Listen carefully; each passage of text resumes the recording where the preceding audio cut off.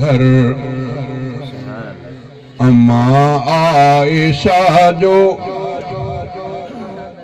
मोहम्मद जे मस्जिद सां गॾो गॾु उहो घर इन घर मां अक्सर निहारियो मोहम्मद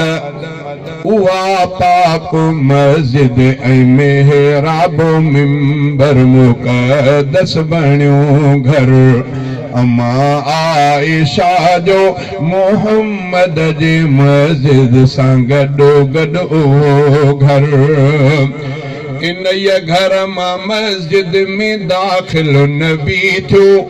ऐं मस्जिद मां वापसि बि घर में अची थियो इन घर मां मस्जिद में दाख़िल नबी थियो ऐं मस्जिद मां वापसि बि घर में अची थियो इहो घर ऐं मस्जिद जुड़ियल इन नमूने इन घर ऐं मस्जिद जे विच में रुगो दर इन घर ऐं मस्जिद जे विच में रुगो दर मुक़द्दस बणियो घर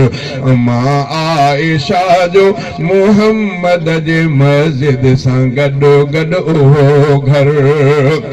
इन घर में सिद्दीक़ ईंदो बि हूंदो अम्मा आयशा ॾे तकींदो बि हूंदो इन घर में सिद्दीक़ ईंदो बि हूंदो अम्मा आयशा ॾे तकींदो बि हूंदो ऐं ॼाट नबीअ ॾे अदब सां निहारे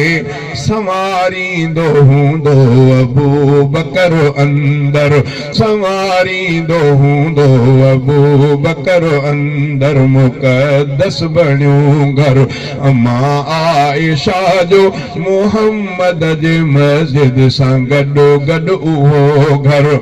अम्मा फातिमा भी उते ईंदी हूंदी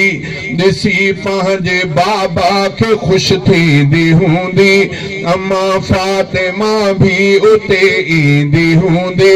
ॾिसी पंहिंजे बाबा खे ख़ुशि थींदी हूंदी मोहम्मद जी शफ़क़त नियाणीअ ते बेहद इन घर खे एज़ाज़ आला मुक़द्दर मुक़द्दस बणियो घर अम्मा आयशा जो मोहम्मद जे मस्जिद सां गॾो गॾु उहो घर इन घर में जिब्रील ईंदो रहियो आहे सलामी सजण जी भरींदो रहियो आहे इन घर में जिब्रील ईंदो रहियो आहे सलामी सजण जी भरींदो रहियो आहे अम्मा बीबी साइण जे हूंदे बि अक्सर मोहम्मद जे ख़िदमत में थींदो हाज़िर मोहम्मद जे ख़िदमत में थींदो हाज़िर मुक़द्दस बणियो घर अम्मा आयशा जो मोहम्मद जे मस्जिद सां गॾो गॾु उहो घर इन घर मां पर्दो मोहम्मद मटायो इन घर में रब मुस्तफ़ा खे रहायो इन घर मां पर्दो मोहम्मद मटायो इन घर में रब मुस्तफ़ा खे रहायो इन घर ते गुंबद ठहियल आहे साओ इन घर सां जन्नत मदीनो मुनव्वर इन घर सां जन्नत मदीनो मुनव्वर मुक़द्दस बणियो घर अम्मा आयशा जो मोहम्मद जे मस्जिद सां गॾो गॾु उहो घर